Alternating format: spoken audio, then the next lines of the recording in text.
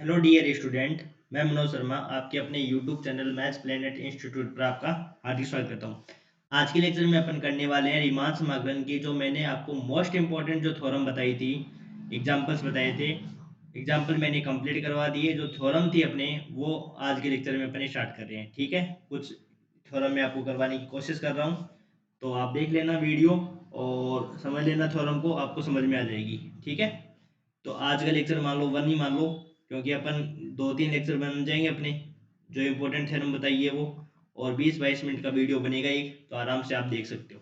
ठीक है, सबसे पहली जो थ्योरम आती है वो आती है डार्बू योग की परमेय। डार्बू योग की परमेय आती है। मैंने आपको बताया था कि डार्बू योग की परमेय, ये परमेय जो पहली जो थ्योरम 1.1 है, ये थ्योरम आपकी आई हुई है 2017 में। वही करवा रहा हूँ जो इम्पोर्टेंट थ्योरम है, 2017, 18, 19, 20 में आई हुई है ना थ्योरम, वही थ्योरम रिपीट होती है। ठीक है। सबसे पहले डार्बू योग की प्रमेय आपको बोलेंगे, डार्बू योग की प्रमेय का कथन लिखो और इसे सिद्ध करो। तो कथन ये होता है कि यदि कोई भी फलन f है वो क्लोज इंटरवल a, b पर परिभाषित परिसीमित वास्तविक फलन हो, और m और कैपिटल M तथा स्मॉल m फलन f की क्या है, क्रमशः उच्चक और निम्नक है। तो आपको ये कंडीशन सिद्ध करके दिखानी है कि m b माइनस ए है वो ग्रेटर देन लेस देन है किससे, LFP से, LFP है वो लेस देन किससे होता है, UFP से, और UFP छोटा होता है m b माइनस ए से, और p है वो यहाँ पर कोई इंटरवल है, सॉरी पार्टीशन है इस इंटरवल का। ठीक है, तो सबसे पहले इन थ्योरमों में करना क्या, आपको इन थ्योरमों में आपको ये करना है कि सबसे पहले आपको विभाजन बनाना है। क्या बनाना है, विभाजन बनाना है। और इस प्रकार के जो आपको विभाजन लेते हैं, उस विभाजन में क्या करते हैं अपन, आरवे उपअंतराल की बात कर रहे होते हैं। किस अंतराल की बात कर रहे हो, आरवे उपअंतराल की बात करेंगे। ठीक है, हर सवाल में भी यही बात करते हैं, और हर थ्योरम में भी अपन आरवे उपअंतराल की बात करते हैं। उसमें फिर उच्चक और निम्नक मानते हैं। ठीक है, फिर उस कंडीशन से अपने पास आ जाएगा। अब एक बात बताओ, देखो इसमें जो मैं इंपॉर्टेंट चीज बताने वाला हूँ वो ये है कि मान लो मैंने इस ये इंटरवल है मेरे पास, क्लोज इंटरवल ए कोमा बी की बात करो, ये इंटरवल मैंने ले लिया क्लोज इंटरवल ए कोमा बी। ठीक है, इसमें मैं आपको एक चीज बताने वाला हूँ, उस चीज से ये थ्योरम प्रूफ हो जाएगी, देखना। ये मैंने बना लिया क्लोज इंटरवल ए कोमा बी है। ठीक है, एक इंटरवल बना लिया क्लोज इंटरवल ए कोमा बी। यदि चलो ये देखते कि अपन आरवी उपंताल की बात कर लेते हैं, इसकी क्या बात कर लेते हैं, इसके अंदर बना देते हैं आरवी उपंताल ही बना देते हैं।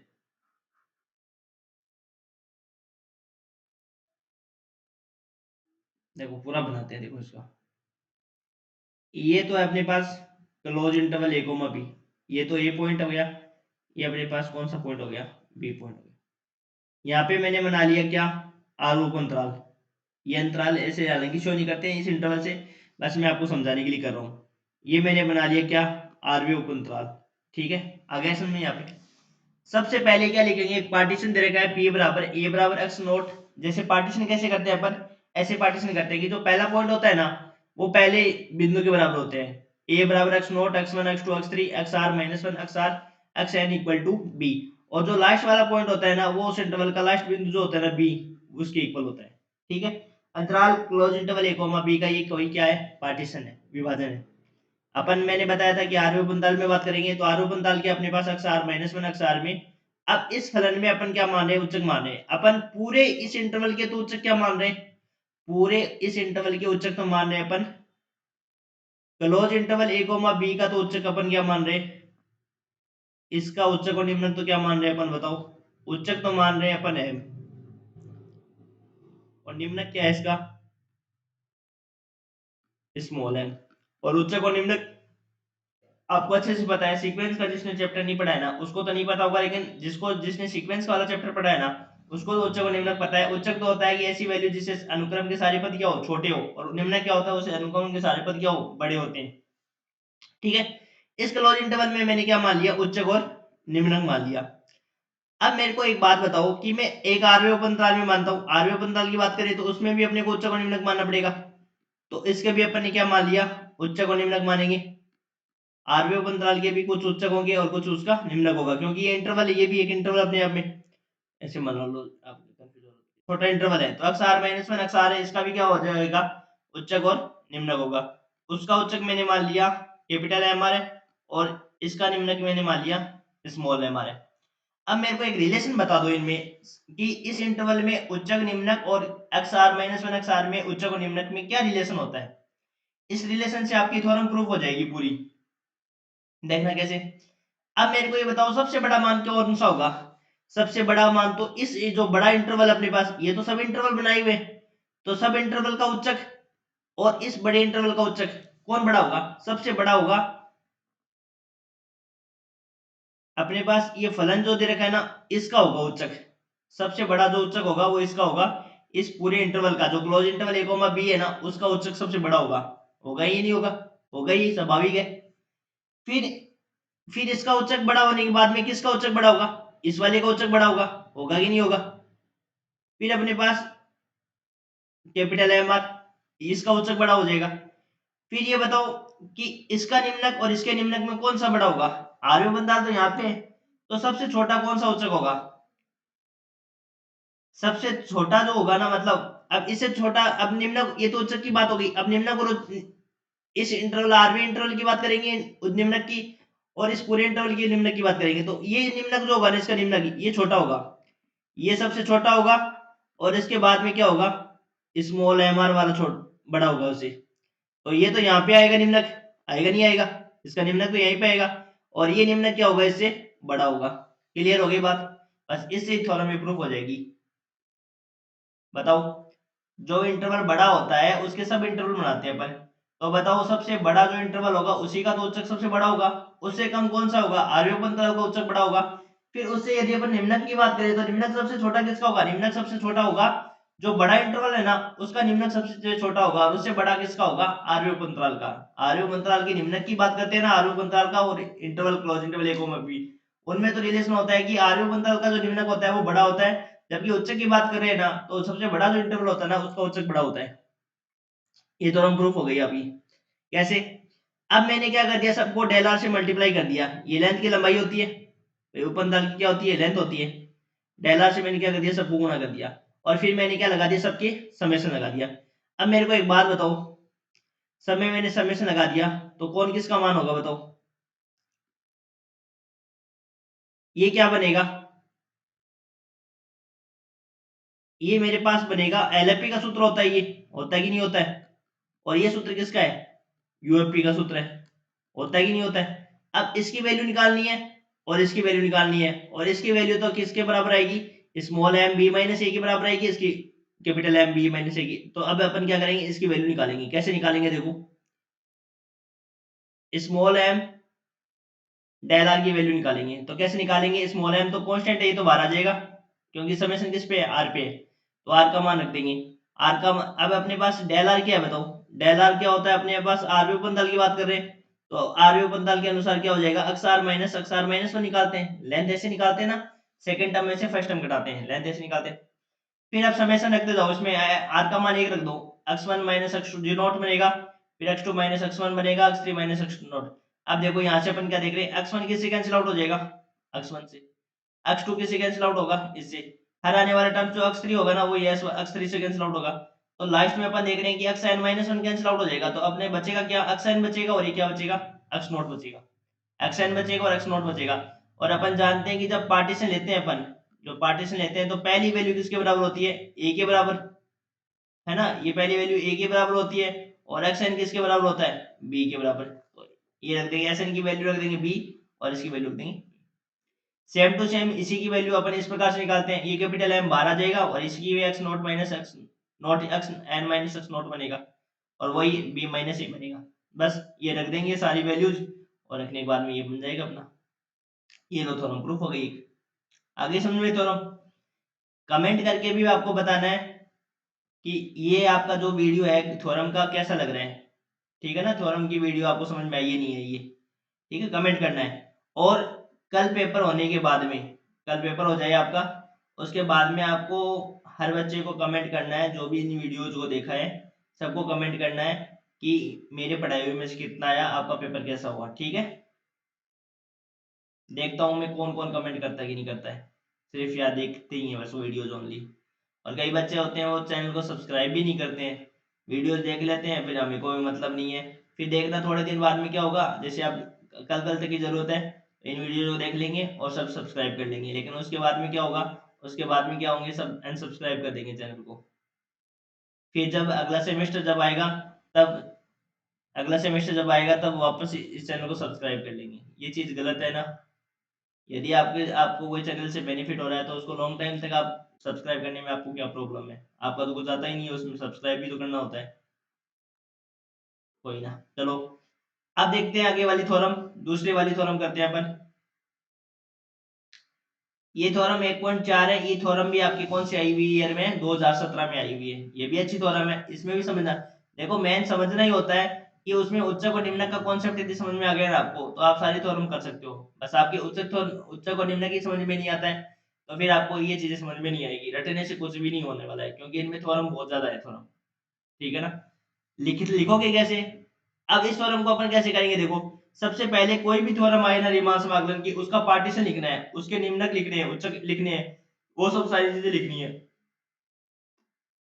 ठीक है। तो देखो सबसे पहले क्या बनाएंगे, ये फलन देखो क्या दे रखा है, यदि दो फलन दे रखे हैं एफ और जी, क्लोज इंटरवल ए कोमा बी पर परिभाषित परिसीमित वास्तविक फलन है, तो क्लोज इंटरवल ए कोमा बी का कोई विभाजन क्या है, पी है, तो विभाजन मानेंगे सबसे पहले। अब देखो इसमें क्या है कि जो ए प्लस जी वाला जो फंक्शन होता है, उसका जो निम्न डार्बु योग होता है, निम्न डार्बु योग होता है एल प्लस जी पी, ये ग्रेटर देन होता है किससे, अलग अलग फंक्शनों के ऊपरी ऊपरी डार्बु योग, सॉरी निम्न डार्बु योग से। और यू वाले में क्या होता है, यू एफ प्लस जी वाला है ना, वो छोटा होता है U F P plus you G P से। ठीक है। अब देखो जब देखो इसका मतलब क्या होता है, इसका मतलब समझते हो क्या आप, क्या इसका मतलब क्या होता है, एल एफ पी का मतलब क्या होता है, इसमें पी तो क्या होता है, पार्टीशन होता है, और एफ क्या होता है, फंक्शन होता है। इसी प्रकार से अपन बात करेंगे तो इसमें L A plus G P लिखा हुआ है, इसका मतलब ये फंक्शन है और ये अपने पास क्या है, पार्टीशन है इसका। ठीक है। इनका मतलब ये होता है। तो बताओ इस थ्योरम को कैसे प्रूव करेंगे, वही अपने पास फंक्शन है एफ है जी है और एफ प्लस जी है, इन सब के उच्चक निम्नक सब बना लेंगे और फिर इन कंडीशनों को अपन प्रूव करके दिखाएंगे। ठीक है। तो सबसे पहले हमने मान लिया कि एफ और जी क्या है, इस क्लोज इंटरवल ए कॉमा बी में क्या है, परिबद्ध है। परिबद्ध होने का मतलब क्या होता है, परिबद्ध होने का मतलब ये होता है कि कोई भी फंक्शन परिबद्ध होने का मतलब क्या होता है, उसको एक मान तो अपने पास स्मॉल के मिलेगा और एक मान क्या मिलेगा, अपने पास कैपिटल के मिलेगा। ये तो अपने पास क्या होता है, निम्न परिबंध होता है, और ये अपने पास क्या होता है, ऊपरी परिबंध होता है। और ऊपरी परिबंधों में जो न्यूनतम मान होता है, ऊपरी परिबंधों में जो न्यूनतम मान होता है वो क्या कहलाता है, उच्चक कहलाता है। और निम्न परिबंधों में जो उच्चतम वैल्यू होती है उसको अपन क्या कहते हैं, निम्न कहते हैं। ये कॉन्सेप्ट सबसे इंपॉर्टेंट है इसके अंदर कि निम्न परिबंधों में जो उच्चतम वैल्यू होती है वो आपके पास निम्नक होती है, और ऊपरी परिबंधों में जो निम्न वैल्यू होती है उसको अपन क्या कहते हैं, उच्चक कहते हैं। अब समझना, देखो थ्योरम समझ में आ जाएगी आपको, कोई दिक्कत नहीं आएगी। देखो यहां तक समझ में आ गया कि ए प्लस जी भी क्या हो जाएगा, उस इंटरवल में परिबद्ध हो जाएगा। अब देखो, अब सबसे पहले मैं ए प्लस जी के उच्चक को निम्नक मानूंगा, ए प्लस जी है ना, इसके उच्चक को निम्नक मान लो। इनमें भी एक रिलेशन ही इंपॉर्टेंट है सबसे, रिलेशन यदि समझ में आ गया ना तो ये थ्योरम प्रूफ हो गई। फिर डेल आर से मल्टीप्लाई करना, फिर समेशन लगाना, वही चीजें सारी है। एफ के उच्चक और निम्नक देखो,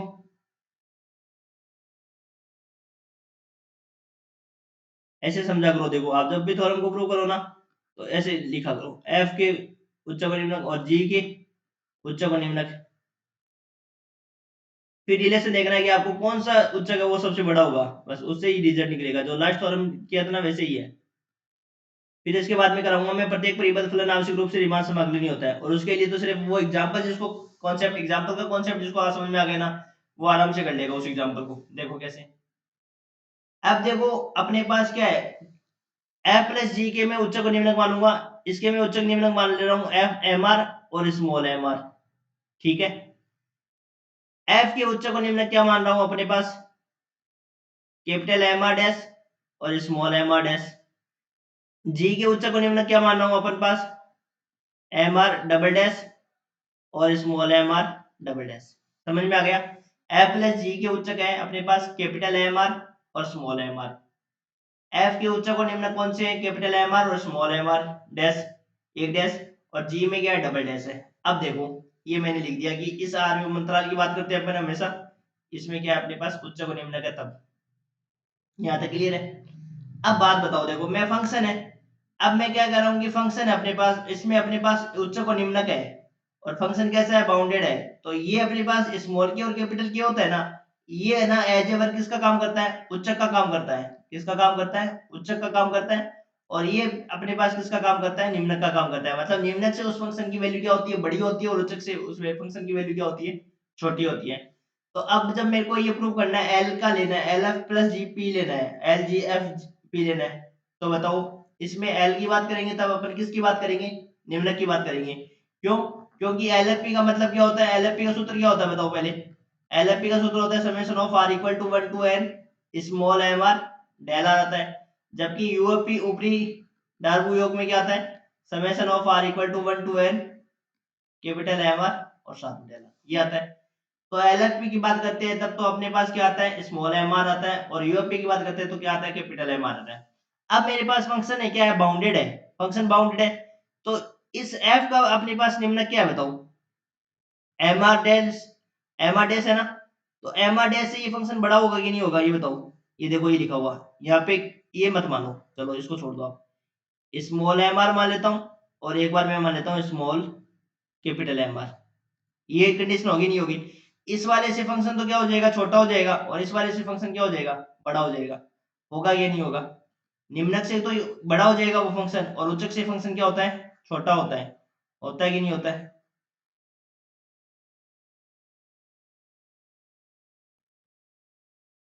ये जो फंक्शन है ना अपने पास, स्मॉल एम आर से तो क्या हो जाएगा, बड़ा हो जाएगा, और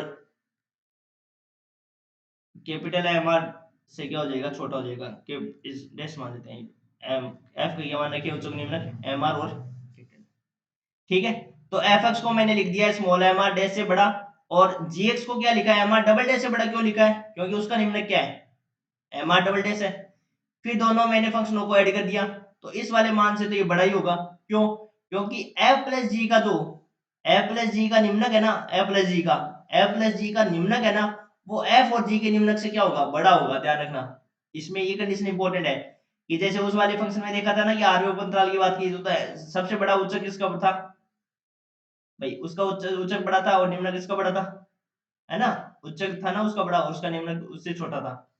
तो एफ प्लस जी का जो निम्नक होगा ना, वो बड़ा होगा किससे, एम आर डैश से और एम आर डबल डैश से। जबकि इसके उच्चक की जब बात करेंगे ना, तब ये छोटा होगा। कैसे बताऊंगा, F plus G greater than आ गया M R dash M R double dash, ये आ गया समझ में। अब देखो यहाँ अगली वाली स्लाइड में, small M R dash plus small M R double dash फलन एफ प्लस जी का क्या, ये निम्न परिबंध है। कैसा परिबंध है ये, निम्न परिबंध है। क्यों, अपने पास एफ प्लस जी किसके इक्वल आया बताओ, एफ प्लस जी एक्स है वो किससे ग्रेटर देना है, स्मॉल एम आर डैश और small M R double dash. इसका मतलब क्या हो गया, ये किसका वर्क करेगा, ये एफ प्लस जी के लिए अपने पास निम्न परिबंध होगा। मैंने आपको बताया था निम्न की क्या परिभाषा होती है, निम्न परिबंधों में जो उच्चतम वैल्यू होती है ना, उसको अपन क्या कहते हैं, निम्न कहते हैं। ये लिख दिया हमने, ये निम्न परिबंध है ये। किंतु M R F plus G का क्या है, निम्नक है। तो स्मॉल एम आर है ना, ये तो निम्न परिबंध आ गया, परंतु इसकी उच्चतम वैल्यू क्या मानी है हमने, उच्चतम वैल्यू हमने एम आर मानी है। तो ये वाला मान किससे बड़ा हो जाएगा, एम आर डैश और एम आर डबल डैश से, इससे बड़ा होगा। क्यों, क्योंकि ये निम्न परिबंध है और ये निम्नक है। तो निम्न परिबंधों में जो उच्चतम वैल्यू होती है ना, वो निम्नक है। तो निम्नक ये स्मॉल एम आर है, और ये क्या है आपके पास, निम्न परिबंध है। तो निम्न परिबंधों में उच्चतम वैल्यू क्या होती है आपके पास, निम्नक।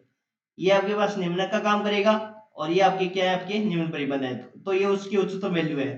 ठीक है, फिर क्या करेंगे, सबको डेल आर से मल्टीप्लाई कर देंगे, और फिर सब में समेशन ले लेंगे। तो सब में समेशन लेते हैं, ये किसका हो जाएगा, ये एफ प्लस जी का है, क्योंकि स्मॉल एम आर किसका निम्नक है, एफ प्लस जी फंक्शन का है। और ये किसका है, एफ पी का, और ये किसका है, जीपी का।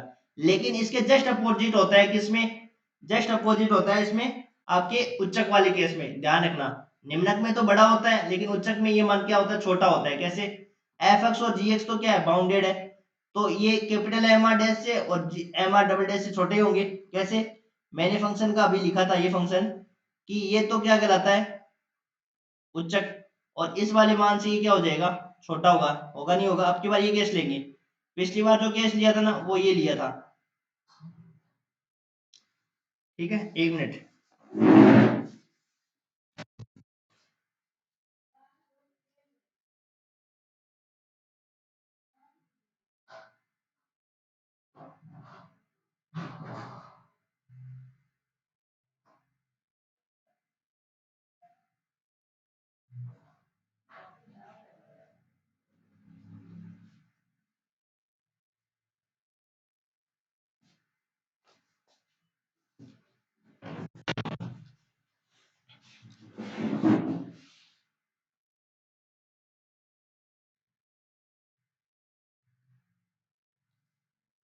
ठीक है, तो ये वाला है ना, उच्चक वाले केस में ये जस्ट अपोजिट होगा इसका। ठीक है, कैसे? अब ये वाला केस लेंगे अपन, इसी प्रकार जीएक्स वाले की बात करेंगे तो एम आर डबल डैश है इसका। अब की बार F X plus G X है वो लेसन किस हो जाएगा, M R dash plus M R double dash से। और इसका उच्चक क्या अपने पास, कैपिटल एम आर है। क्या है अपने पास, कैपिटल एम आर। इसका क्या हो जाएगा, वो ऊपरी परिबंध, और एम आर है वो इसकी ए प्लस जी का क्या कहलाएगा, उच्चक कहलाएगा। तो एम आर छोटा हो जाएगा M R dash plus M R double dash से। ठीक है, निम्नक में तो क्या हो गया था, ये वाला केस बन गया था M R dash M R double dash, जबकि उच्चक में क्या बनेगा, M R dash sorry M R less देर हो जाएगा M R dash plus M R double dash. फिर कुछ नहीं करना, डेल आर से उसको दोनों तरफ मल्टीप्लाई कर दो, फिर क्या बन जाएगा देखना, ये किसका बन जाएगा बताओ, ये ए प्लस जी का बन जाएगा यू एफ, क्योंकि यू इसलिए बनेगा कैपिटल में है ना उच्चक में, तो ये बन जाएगा। इस प्रकार से सॉल्व कर देंगे तो ये थ्योरम आपकी क्लियर हो जाएगी। इजी थ्योरम है, एक दो बार पढ़ोगे तो याद हो जाएगी ये। अब देखो लास्ट वाला अपन कहते हैं, परिबद्ध फलन है वो आवश्यक रूप से रीमान समाकलनीय नहीं होता है। परिबद्ध फलन जो होता है ना, परिबद्ध फलन किसको कहते हैं अपन बताओ, परिबद्ध फलन ये कहते हैं कि जिसके उच्चक और निम्नक विद्यमान होते हैं। परिबद्ध फलन यदि अपन वैसे लैंग्वेज में देखें, उच्चक और निम्नक केस में देखें तो ये से उसका निम्नक और उच्चक विद्यमान हो, या अपन कोई नंबर्स में देखें तो एफ एक्स मान लो बाउंडेड हो अपने पास, कि मान लो इसका मान 0 से बड़ा और 1 से छोटा हो, इस प्रकार से फंक्शन है, तो ये फंक्शन है वो रीमान समाकलनीय नहीं होता है। क्यों नहीं होता है, इसको प्रूव करना है, क्योंकि इसका रीमान समाकलन निकालना है, एक तो निम्न रीमान समाकलन निकालना है, एक ऊपरी रीमान समाकलन निकालना है। मेरे को एक बात बताओ कि फलन जो होता है वो रीमान समाकलन कब होता है, 0,1 इंटरवल में कब होगा, जब अपन उसका निम्न रीमान समाकलन निकाले और ऊपरी रीमान समाकलन निकाले, वो दोनों इक्वल आने पर ही तो अपने पास वो फंक्शन रीमान समाकलन नहीं होता है। होता है कि नहीं होता है?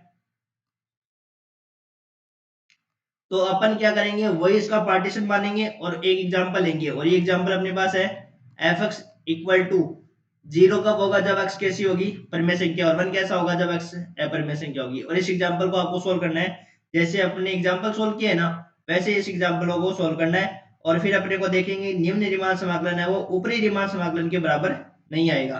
और फिर अपन बता देंगे कि प्रत्येक जो परिबद्ध फलन होता है वो आवश्यक रूप से रीमान समाकलनीय नहीं होता है।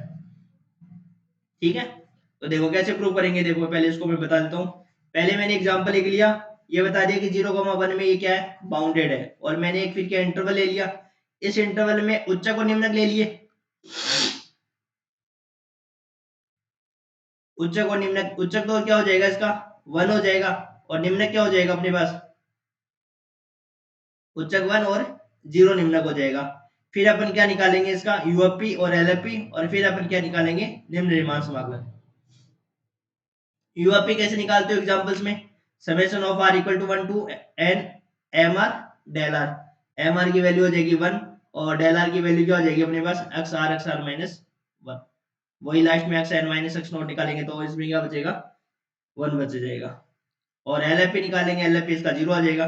फिर निम्न निर्माण समाकलन कैसे निकालते हैं कि इनफिमम लेते हैं यूएफपी का, यूएफपी का इनफिमम क्या है अपने पास, यूएफपी का 1, 1 का इनफिमम क्या हो जाएगा 1 ही होगा। और फिर इसमें अपन क्या लगा देते हैं, लिमिट लगा देते हैं, तो ये लिमिट लगाएंगे तो इसकी तो लिमिट आ जाएगी 1 और इसकी लिमिट आ जाएगी 0। निम्न रीमान समाकलन ऊपरी रीमान समाकलन इक्वल नहीं है, तो कह सकते हैं कि प्रत्येक परिबद्ध फलन है वो आवश्यक रूप से रीमान समाकलनीय नहीं होता है। ये तो इजी सा ही है सवाल, देखो ये सवाल इजी सा मैंने आपको बताया था कि जो परिबद्ध फलन आवश्यक रूप से रीमान समाकलनीय नहीं होता है ना, इसको करने के लिए आपको जो एग्जांपल बताऊंगा ना, उस एग्जांपल को उसी तरीके से सोल्व करना है जिस तरह से आपने एग्जांपल्स को सोल्व किया है। उस तरीके से यदि आप सोल्व कर देते हो ना, तो वही आपकी क्या हो जाएगा एग्जांपल हो जाएगा। और एग्जांपल पूछा हुआ है कि प्रत्येक परिबद्ध फलन है वो आवश्यक रूप से रीमान समाकलनीय नहीं होता है। तो 3 सवाल हमने कर लिए, अब अगले लेक्चर में अपन कुछ क्वेश्चन और डालेंगे। ठीक है, थैंक यू।